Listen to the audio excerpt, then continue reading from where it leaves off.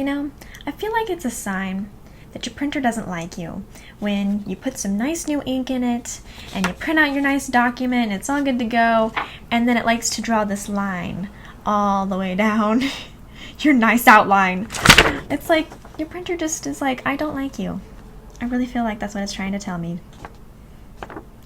Anyway, let's go ahead and get started. Welcome back, fantasy fiction fanatics. It's great to see you again, and I hope you're doing well. Today I feel like my lighting is much better. I got another lamp, and so now you can actually see this side of my face. Whether you cared about that or not, that's a good question. But I feel like it does make watching my video a little bit better when you actually see the full face. Once again, this week is going to be the same with my window open a little bit because I have no AC and it's really, really hot out today. So I didn't want to die while filming this for you. So sorry again about any traffic noises, anything going by. I apologize in advance. But it's either that or sweat to death, and we're just not going to do that today. I really feel like it's not that day to do it. So today we're going to be talking about the next 5 chapters of Moon Called and seeing where they take us today. So let's go ahead and start with our recap. All the way back at chapter 6, Adam gets the help that he needs with the Maroc. Samuel fixes him up and everything like that. And Bran sends Sam with Mercy and Adam back to the Tri-Cities in order to help Mercy with the situation that they're in, as well as keeping an eye on Adam as he's healing, making sure his wolf doesn't go out of control. They drop Adam off with Warren, who is his third in his pack and who they believe would be completely 100% trustworthy. Only this causes a conflict between Warren and his boyfriend Kyle.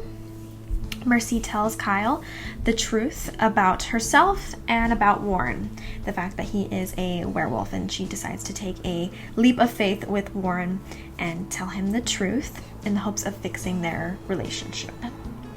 Sam and Mercy then meet up with Z and his contact, who said that she might have information about Jesse, and they learn that the vampires received some money from some wolves in the area in order to be around scot-free with the vampires. They paid the toll or whatever to be around in the Tri-Cities. This makes Mercy contact Stefan, the vampire who owns the Scooby-Doo bus at her shop that she's currently fixing. And Stefan takes her and Sam over to the vampires' coven or seethe in order to meet with the mistress and possibly get the information that they need. This, however, causes a trap to be set for the mistress, and Sam is enthralled by the vampires, and set up to be killed. Luckily, this doesn't happen because Mercy stops the mistress from drinking his blood, and the trap is then released as all the vampires leave the area.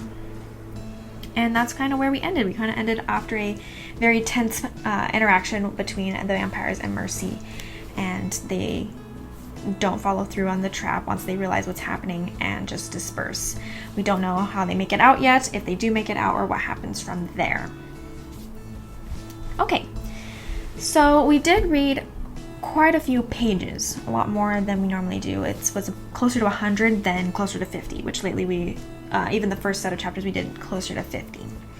But I feel like even though we are over 50% through this book already after only 10 chapters, that these 5 chapters, with it being a larger chunk, still was a good place for us to have chunked it. And the fact that we get a lot of subtle things happening in these chapters, not a lot of huge big things. Right now they're still just following the leads to find Jesse, but we really get to see with these chapters how Patricia is building her storyline and seeing how she is piecing together this story and stringing it along for the readers to be interested and to get from point A to point B. It's clear that we already have one main goal for this book so far. If we're going to be comparing it to our last series that we had, we start off with Tanis and the group, and they are just trying to get away with the staff and with all the problems that's happening in Solus. They are just trying to run, and them running off then leads them with this staff to continue forward and just kind of going by the seat of their pants. In this story, we actually have a set of a clear goal. There we go. We have a clear goal, a clear plot line that we are going through in order to get to the end of our story. Maybe it doesn't get solved by the end of this book. We don't know that yet. But we do have a clear goal, a clear purpose, a clear something that our characters, especially Mercy being our main character, is working towards, which is saving Jesse from the werewolves that had killed Mac and attacked Adam and everybody else. And we kind of have a little bit of a subplot in the fact that you need to figure out who the wolves are who are producing this drug or whatever else in order to find Jesse. So it's kind of a 2-in-1. So they're trying to figure out who these wolves are, who is in charge of it, what's happening with those wolves in order to find Jesse. But the main goal at this point through this book is to find Jesse, who's been kidnapped, and to save her. And they are kind of all following leads and following paths that lead them to finding Jesse. We really see that the events, they're taking step by step by step to reach this goal, which was different than the last set of books that we read, where they weren't 100% sure at any point what they were doing. They were kind of had many goals going on, and then they would reach that goal, and then something would happen where chaos would happen, and they would have to adjust and continue forward with however the events were taking them. And in between point A and point B, which point B would be the end of the book or reaching the goal, depending on whether it transcends this book or not, we have lots of world building, character building, and it's not necessarily like a mystery. I mean, we are trying to find somebody, and that's why we have kind of like talking to witnesses, talking to people who would know things. But really, we have Patricia guiding our characters through the goals and through the process of the in-between moments, the in-between the talking to the people, the in-between the like during the driving times, in between like dropping Adam off at Warren's, these times that where it doesn't strictly relate to something that will lead toward the goal that we want. We see world building, character building, relationship building, all of the little things that make a book important, all the other important little details for a world, for everything like that. So different authors, different storylines make it so that we are building our story in a different way.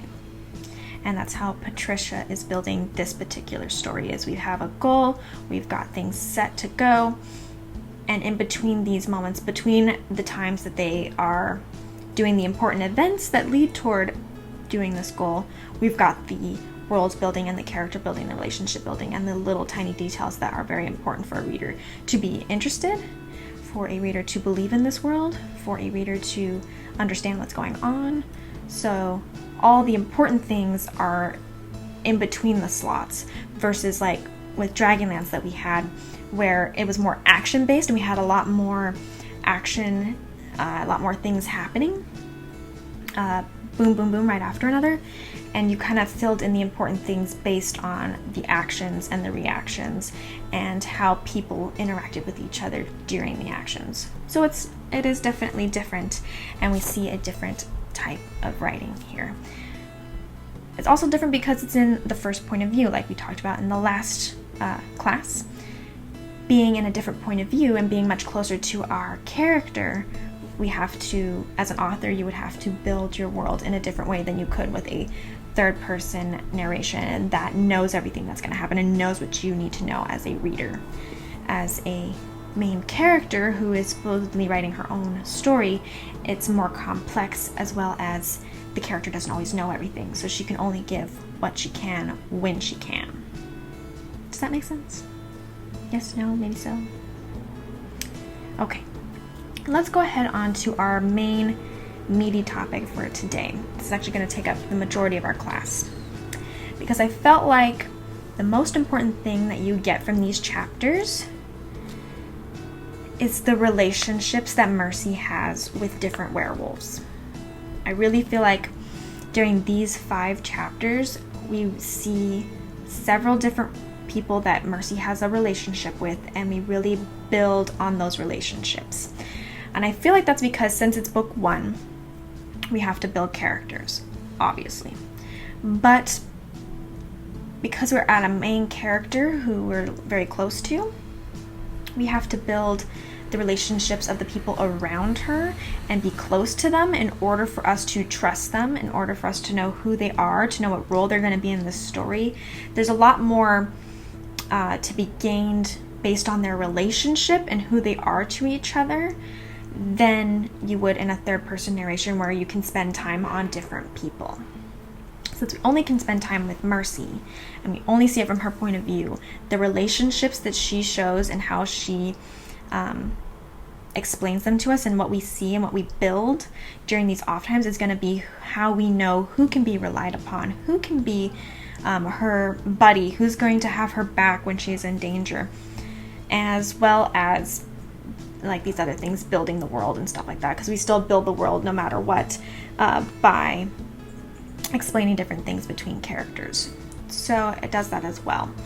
But really, this is how we're going to know who else in the story exists and why they're important, based on their relationship that Mercy has with them. If you don't have much of a relationship, they might not come back in the story. They might not be important. You might not know whether they're going to have her back or not because she doesn't have much of a rapport with them. But we have four main werewolves that we establish a deep connection with, people who we are going to be seeing throughout this book, possibly throughout more books, and that's going to affect how, as things progress, who's going to be there, who's going to have her back, and do we care about this character or not? Are they a throwaway character, like, I hate to say it, but Mac is, because he died after 2 or 3 chapters in? Or is it going to be somebody who's going to stick to the end and we're actually going to build a relationship with them as a reader and learn to love them just as much as Mercy might love them? We're going to start with Mercy's relationship with Sam. It's not really the first relationship that has been built in this series in the whole scheme of things, meaning, like, we met Adam beforehand, we met Z beforehand, or Z a little bit, we kind of had mention of him and we, interacted with him, but we haven't heard of Sam at all until we get to the Maroc.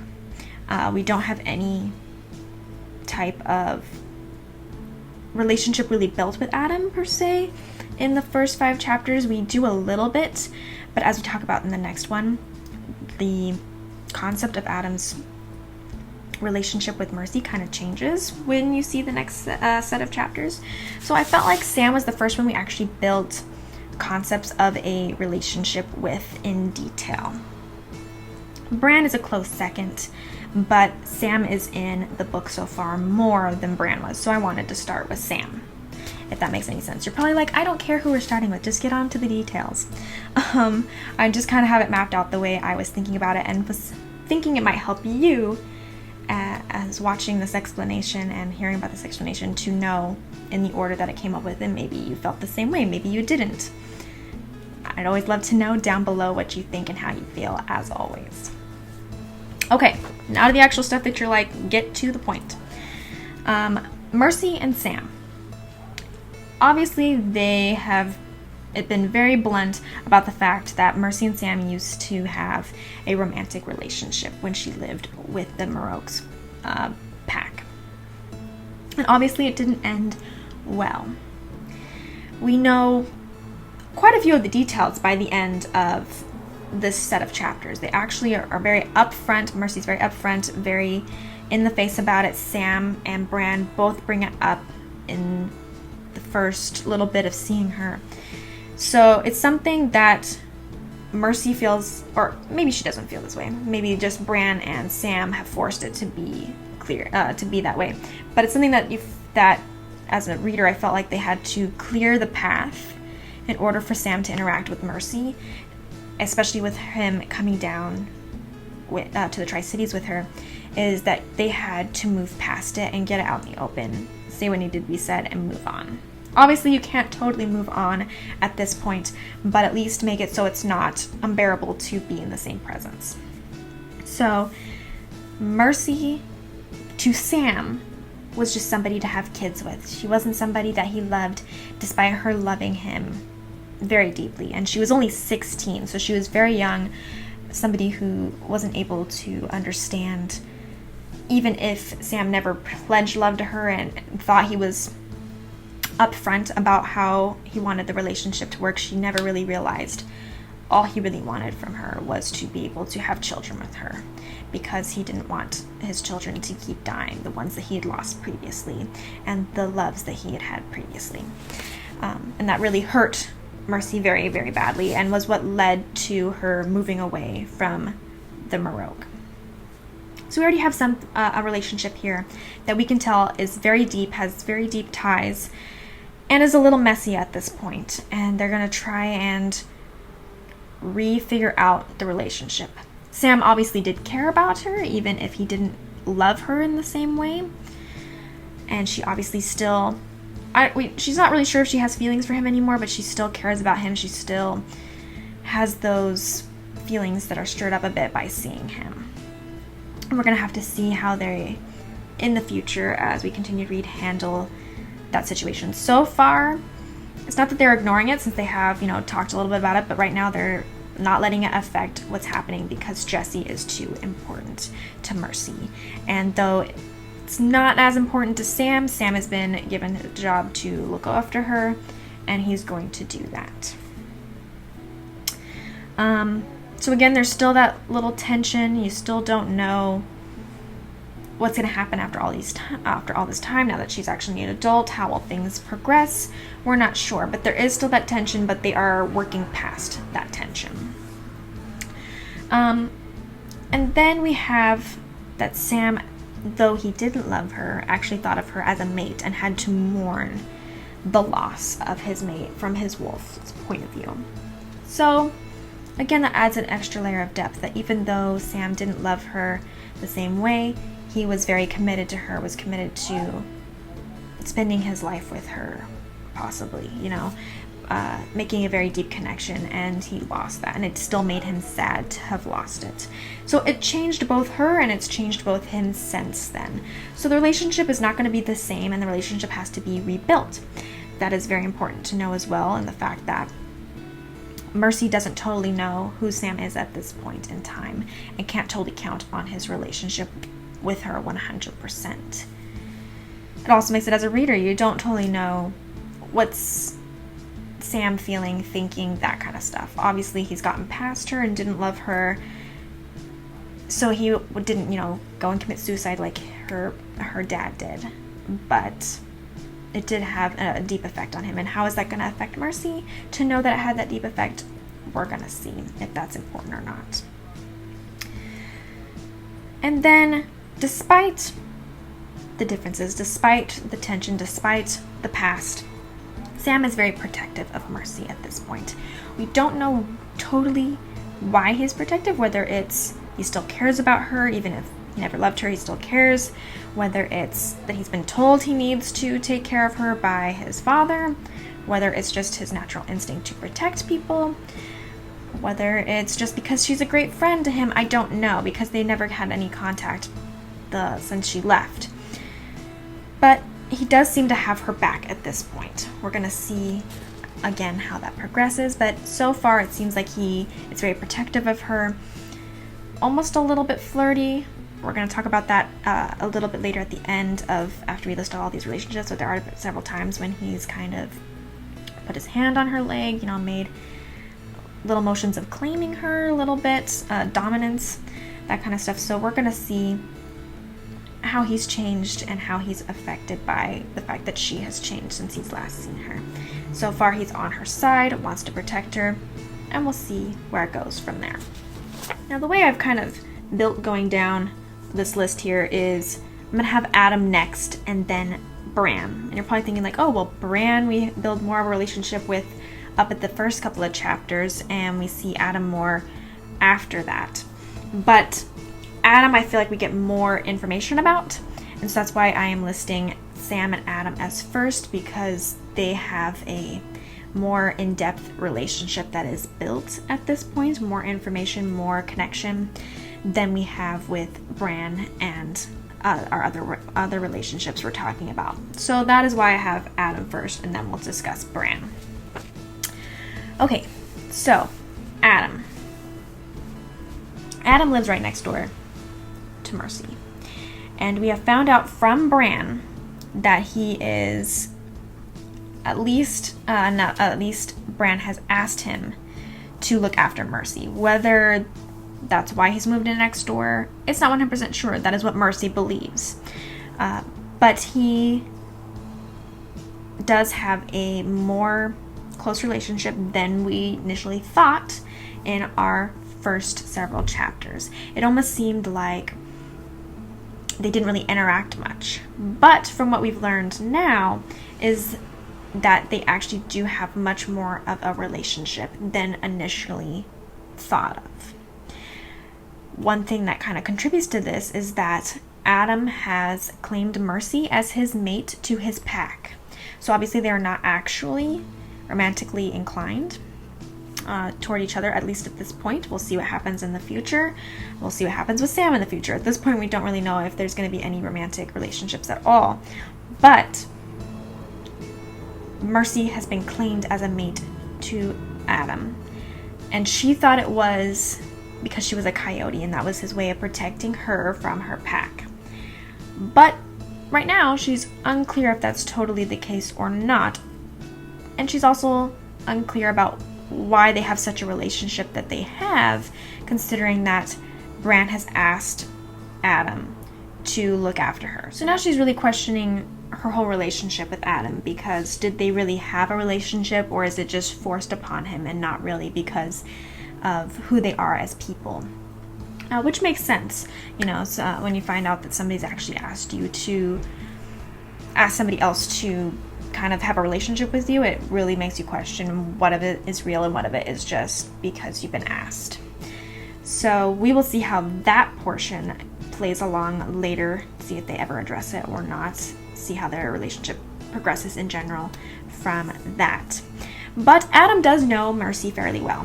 So originally it seemed like you weren't sure whether he knew her that well or not, but you can tell now that he really knows her and knows her tendencies and knows who she is as a person, especially when you see her interacting with Warren and Kyle, and he knows exactly how to manipulate her, and was going to do so if she did not do what he wanted to in the first place. He knows her tendency to get into trouble, apparently, those kind of things. He makes comments that show that he actually knows Mercy fairly well, and knows her tendencies, knows her lifestyle, knows a lot about her, and knows how her mind works, that kind of stuff. So we see a different side progressing that we weren't sure of in the first 5 chapters when he meets her at the garage. It seems like they more have a, I'm not saying that they are enemies or anything like that, but they kind of have a little antagonistic. They both aren't super friendly to each other, but now it seems like there's this other dimension, since he knows her so well and likes to get on her nerves just as much as she likes to get on his nerves. So there's a little bit more of a friendship there, a little bit more of a understanding than we thought there was originally.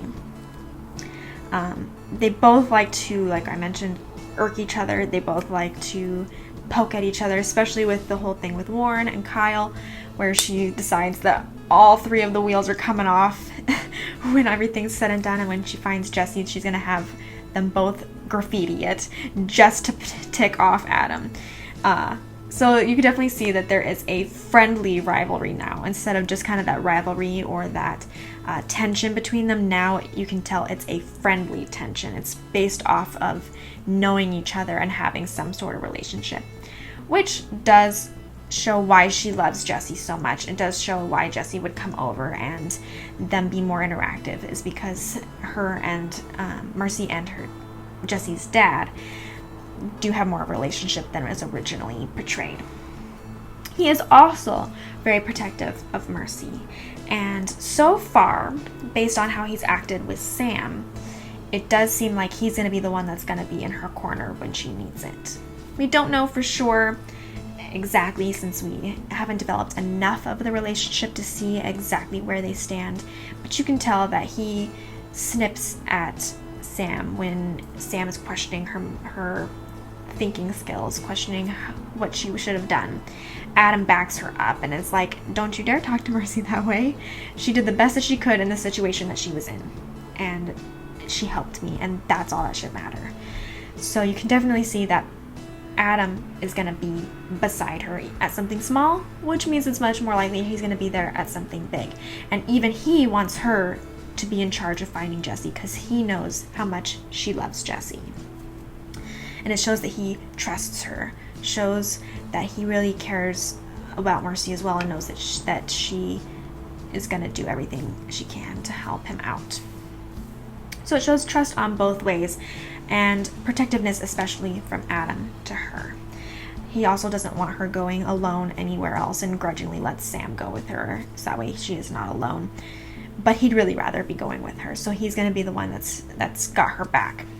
So much different view of their relationship in these 5 chapters. And then we move on to Mercy and Bran. So I feel like, even from reading these stories before, knowing more about Bran, knowing a lot more about everything, Bran and Mercy's relationship is always kind of an enigma, to me at least, because I know, and you can even tell a little bit in these 5 chapters, that Bran cares about Mercy. Obviously, that's why he protects her from the women in his pack. You can already see that from the fact that he allows her to come back, and despite people not liking her at his pack. You can see that he cares about her in the fact that he didn't let her run away with Sam when he knew that Sam didn't love her. You can see the fact that he cared about her and the fact that he took her into the pack at all and let her be a part of the pack. And the fact that even when she has done several things, it sounds like, to be a very rowdy teenager and very against him kind of person, he still sticks by her and still respects her and still wanted her to have a good life. And he has Adam watching over her, so apparently he does care about her in some way or form. But it's really hard to read Bran and to know exactly what he's thinking and how he feels. And even in their interaction in her hotel room proves that it's really hard to tell how Bran feels. She obviously grew up under him. He's not totally a father figure because she already had a father that she grew up being under. But you can tell that she respects Bran and has kind of a mentory, maybe fathery type feel to him based on, comments that she's made toward him. Like crashing his car, that comment she had about crashing his car. Obviously she's borrowing a car. It sounds kind of like something that a teenager would do in their father's car. So she obviously respects him, and he respects her, and the fact that he let her live by herself once she lost both of her parents. So there's that. But it does seem like it's a very complicated relationship. She's not, just as much as it's hard to read him, Mercy doesn't totally understand, I think, how she fits in to Bran's life and how Bran thinks of her. So obviously him being the leader of the Marok also makes it harder to, be close buddy-buddy. I mean, when you're a leader, you always have to be the leader. So we'll see how that relationship builds between this book and books in the future, seeing how that goes along. But so far it's kind of hard to tell the waters. We're kind of treading around trying to see their relationship. we have some signs of guardianship, some kinds of fatherly figures, something like that in that nature. And that they both seem to care about each other, but it's kind of hard to see exactly how Bran feels about Mercy, and Mercy's not sure 100% how she thinks of Bran as, other than somebody who is the leader of all the werewolves and somebody that she grew up with, and some kind of guardianship or something like that nature.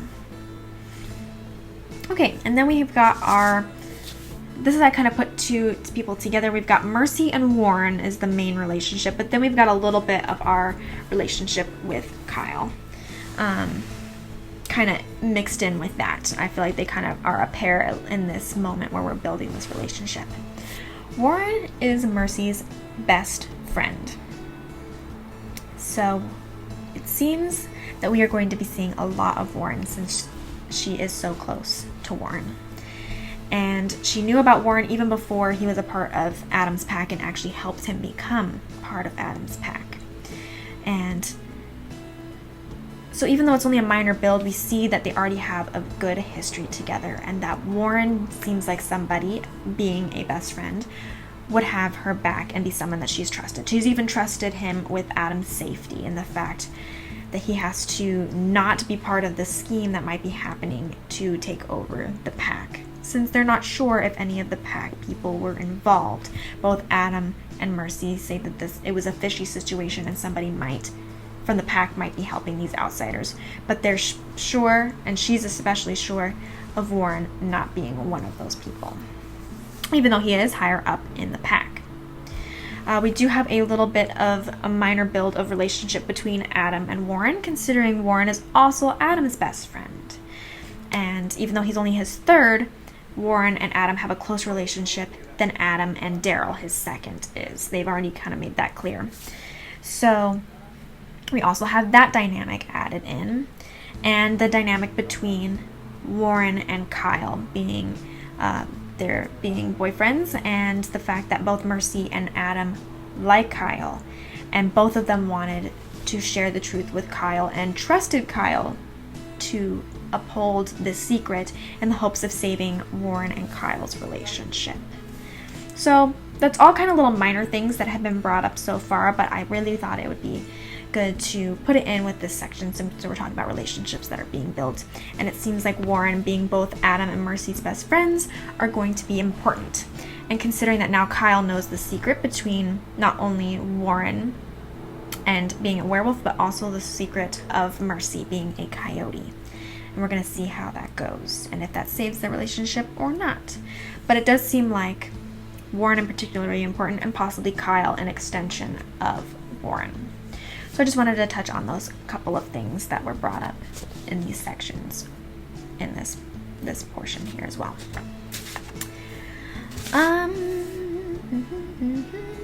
Kind of going along with these relationships, I did want to make a comment about the dominance fights over Mercy. Did anybody else catch those? Because we've got a couple of them. We've got Sam and Adam fighting for dominance over Mercy, especially in that car ride when Sam puts his hand on Mercy's leg, kind of in a claiming gesture. Adam is not happy with that at all, especially since we also know that Adam has claimed Mercy as his mate and don't totally know, from Adam's point of view, the reason as to why that he did that. But both Sam and Adam are kind of going head to head with who has the claim over Mercy, which Mercy doesn't really appreciate, the fact that she doesn't feel like she is claimed to either of them. But it is an interesting fact to see that both of these men fighting over who they believe should have the right to Mercy, or who should be closer to Mercy and have that kind of relationship. We're going to see how that goes. But not only that, but we do have also a moment where we have a dominant fight between Stefan, our vampire, and Sam. And both of them have a dominance fight over who Mercy belongs to. And again, Mercy doesn't belong to either of them. But both of them have this moment of who's actually her protector, who's actually the person who's got the right of honor in comparison to her. So we've got 3 different men. We haven't seen an Adam and Stefan dominance fight yet, but they haven't seen Adam and Stefan interacting. We'll see where that goes. So overall, we're going to see what these dominance fights mean, where it's going to go, how it's going to affect Mercy, all that jazz coming up. But I really wanted to mention it because it's also part of the relationships. It seems that Sam and Adam and Stefan all really care about Mercy and all very important to them, enough to have these head-to-head fights over each other. We're gonna see where it goes. Now let's talk about some vampires. We really get to see a good look at vampires in this set of chapters. The last couple of chapters, we get an in-depth look. Well, not really an in-depth look, but a close-up look of some vampires. So as we continue to world build through this book and next, what am I trying to say? Books in the future. There we go. Consecutive books. Whatever the other terms are that I'm not thinking of that I should know off the top of my head. Once we continue reading, we will continue to build our world and continue to build more ideas about vampires, and we can see how our view of vampires shifts in the future. But we do get a pretty good look of vampire society, just a little snippet of it, but a very close-up snippet of it that I felt like we could go ahead and talk about them and see how they work in this particular story. So there's already a lot of politics happening in this couple of chapters with the vampires. It's basically the main thing that we have is vampire politics in our face. Someone wants a war between the vampires, at least in the Columbia Basin those vampires. They want a war with them and the werewolves in the hopes of being forced to go home to Europe. We don't know tons about that at this point, about why they're here versus Europe, if that's where they want to go, any of that kind of stuff. But we do know that somebody wants war, and they were trying to set up Marcella to feeding on Sam and killing him and starting a war. So we've got those politics in play. Politics that are very subtle. It's not something that's out in the open. It's something that was meant to be subtle, understated, something that was an accident, not something that somebody set up. We see lots of separate politics with dealing with vampires between either the vampires, and also we see it between other supernatural beings. For example, the werewolves that are in the area that kidnapped Jesse paid a toll to the vampires. We see that Mercy has to pay a toll to the vampires in order to not be eaten by them. So, interesting kind of thing that we have here is that they are very controlling. They require money, otherwise they will attack you, for at least other supernaturals. What this necessarily means in terms of humans, we're not sure. It's because, especially since they're not out in the open, humans don't know about them. So obviously the toll doesn't apply to them. It just applies, unless they do it in a human capacity where they say, hey, we're humans, or like a mob or something like that. You need to pay us for protection or whatever else. But at this point, for supernaturals, there is a toll that they expect to be paid. So we have the politics between the vampires and the vampires with this whole war situation happening, as well as the vampires, the situation with Stefan being Mercy and Sam's guardian and being able to protect them, and that he is, the one that shows that they deserve respect and fair treatment when they get there and not to be harmed. And then we see the politics between other supernaturals with this toll, with their power plays, that kind of stuff. So that's really interesting, I think, to see how different the pack lives as we continue seeing more of the pack in this book and future books. We will see how they live, but the vampires have very much taken control of the area and demand tribute to them. And that's how they are working their politics with reacting to other supernaturals, at least in the area. As beings themselves, we get glimpses of how inhuman they are, how their jerky motions, their moments of where Lily was at Stefan's throat and smelling him, that's very animalistic. So very not human. Though even in with Marcella's case is that she was trying to be human-like, but not quite being there. So they have qualities that seem human, and then they have this essence of not really being human that you can't quite put your finger on. Despite their immortality once they've been turned, these particular vampires do not retain their youth. It does not fix their body to be young again. It keeps whatever age they were at, whatever blemishes, whatever insecurities they had then will be preserved forever in glorious immortality for them to have forever. So that is something that's different than a lot of different vampire lores, is that instead of being turned, making you back to your youth, making you perfection, it actually just solidifies you as you are. And as you are, despite not being, that perfect, beautiful woman or man, they are still a dangerous race that can enthrall a human. As we can see with Sam, who normally, being very dominant, would not be able to be easily thralled, which is their version of hypnotism or something like that.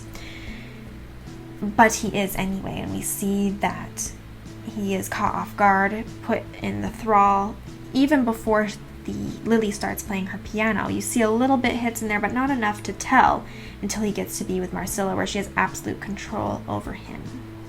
Only Mercy, being completely out of her control and under no thrall, is exempt to whatever mental abilities she had to hurt everybody as well.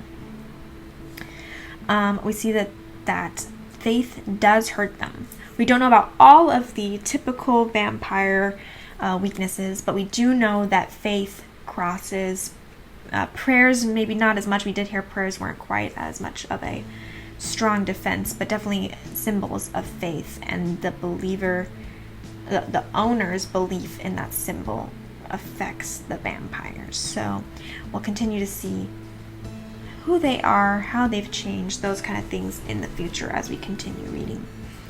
See what other kind of weaknesses they have, see how they progress as a race, see how things change as other supernatural races change. Just like the Fae have come out, what's going to happen if the werewolves do decide to come out? How will that affect the vampires and their toll and anything else? So again, for the vampires, we have a lot of world building in that sense, a lot of understanding for us as readers to be able to read vampires and know the general rules that come with vampires and how that's going to affect things that happen to our characters in the future with regards to vampires. It makes it so we can make sense, as well as makes the world seem more realistic because it has those rules that we understand and follow. Yeah. What do you think of these vampires and the particulars that we've seen so far? Let me know down below. I would love, as always, to have a conversation with you. Whew. Okay, last but not least, we always have our nitty gritty. So I've got 4 different things in our nitty gritty here. The first thing is that Z mentions or calls his dagger that he gives Mercy his daughter. What does that mean? I mean, obviously he is someone who works with iron and metal, just like he works with cars. So possibly he could have made this dagger and considers it his daughter because it is his creation.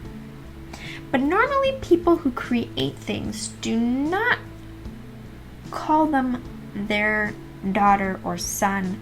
Sometimes, oh, this is my baby, is a term that we use to describe something that is ours, that's created, something that's special to us. But not usually daughter or son or sibling or something that like a more closer familiar terminology. So what did he mean by daughter in return, in terms of this dagger. Obviously, we don't know at this point. Obviously, we don't know what we will know. But it's an interesting statement that caught my attention. Did it catch yours? We'll see what happens in the future with that, if anything. All the vamps ignored Mercy and focused on Sam when we have our interactions with the vampires. I find that very interesting indeed. Why did nobody focus on Mercy? Is it something about Mercy that makes it so she's unnoticed? Is it just because Sam was a male and he was mostly interacted with females, at least up close and personal interacting? But the rest of the night guards in there were not necessarily all female. I don't know for sure if they were all male. I don't remember. I got the impression they were all male, but maybe I'm just misremembering. But either way, all the vampires were just focusing on Sam. Now, Stefan is Mercy's friend. Has Stefan done something that made that the case? Was it just because Sam was in thrall? I find it very, very interesting that none of them cared enough about Mercy to even really address her, and all kept their eyes on Sam. What does it mean? We'll have to see. At this point, it's a mystery. Okay, the next one is that Samuel wants to come out to the world of humans and let them know that werewolves exist. We're going to see, we've already had several different times that we've brought up this topic with the Fae coming out to the world, whether werewolves want to come out or not, whether they're going to have to. And we know that Bran thinks that they might have to because of technology and all that stuff, how it's coming harder and harder to hide their existence. So he's thinking possibly, but not decided yet. Sam believes that they should because he already sees that it's going to be very hard to continue hiding themselves. We'll see how that plays out. Maybe Sam will be it'll be important because Sam believes that. Maybe it won't. But I find it interesting to know that the Marok's son is in favor of coming out to the world. And last but not least, for our nitty gritty, we've got that Bran wants to look as human as possible. And that's why when he was leaning back in his chair and Mercy makes a comment that he puts the chair back down. What importance does Bran see of acting human? Obviously that's to hide their existence. But Bran doesn't actually even live where it matters because he lives in such a small knit community in Aspen Creek that most of the humans know about werewolves.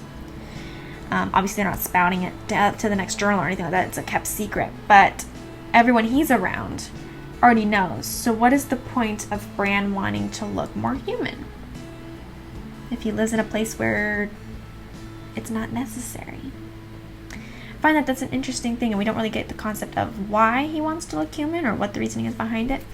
But I find it interesting that in a place where you don't have to be hiding as a werewolf, the leader of the werewolves wants to try and look as not werewolf as possible. It's also very interesting to know about ages. This is something that I'm just adding as I was thinking about this here. But we get the sense so far that Bran is very, very old because Samuel is very old and Charles is very old. We've got a little bit of date references, but we don't know Sam or Bran's age. We get a little bit of a close approximation of how old Charles is. But they're all old. So does being a werewolf mean immortality the same way for vampires? And how old really is Bran and Sam? And what have they seen in their lifetimes? It's going to be interesting to see where these things and these questions take us. Okay, that is the end of today's class. I hope you enjoyed it, and I hope that you are enjoying the next books that we are doing that are Mercy Thompson so far, and Moon Called. Hopefully that you are enjoying it, liking it, thinking that it's a fun read if you haven't read it before, if you're rereading it, enjoying rereading it, and hearing these topics. Let me know down below if there's anything you'd like me to talk about in future classes or just in general, what you should keep an eye on, that kind of stuff.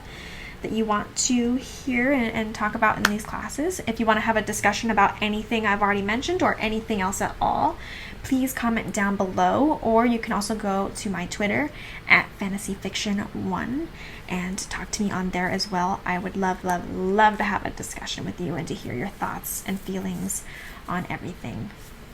For the next set of classes, we are going to read only 4 chapters. Sorry, I can't count. Apparently, I need to go back to kindergarten and learn my ABCs and my 1, 2, 3s. Chapters 11 through 14, which on my Kindle version is 184 to 254. We only actually have 6 more chapters left, so we're going to do 4 for this period, and then on our next set we'll do the last 2 and talk about how we're ending a story and our transition to our next book, the second book of Mercy Thompson. So I hope you enjoy the next set of chapters, and I will see you in the next class. Bye!